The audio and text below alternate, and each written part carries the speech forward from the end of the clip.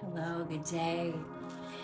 So, the Lord told me to read the book of Esther the other night, and I was so compelled as I read it about how Esther was, a Jew, and she was called into the royal priesthood at a certain time where, there was going to be an attack on the Jews to kill them all because another gentleman that was inside the palace came from generations of those that were persecuting the Jews to kill the Jews.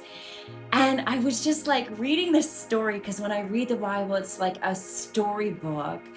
And I'm like, God, there's so much going on in this book. And today, as I was sitting with the Lord, after I was reading all that, how, she was chosen and she was called in, and she went through 6 months of myrrh and 6 months of precious oils to prepare herself to see the king. And I was thinking, man, God must have made her so beautiful that when he seen her, he was like, that's the girl, because we're always worried about, being vain and how we look, but God creates us. He creates beauty all around us. You look at rainbows and butterflies and flowers. Then I opened my book today and I wept with the fear of the Lord, which is the awe of the Lord. He talks about the story of Esther, and I was like, Lord, you just took me to that in the Bible. And here's what he's saying, ladies and gentlemen, as the transformation of your inner person to prepare you for what he has.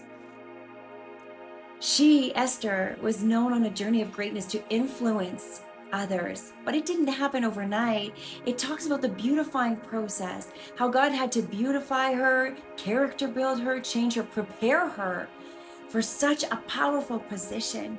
She had to know that she had the kind of power within her that she could say, fast for 3 days or 4 days with no water and no food, and I will go before the king. And you know what? If you read about it, she had so much influence that it was over like 127 provinces then that she helped the Jews be set free.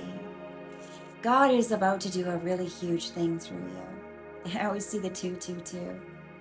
He's preparing you. He's character building you. He's taking you through the refining fire. And when he's done, he's going to take you into a place that is not going to just affect you and your family, but many other people, nations. And why can't he do that? And won't he do it? Hang on.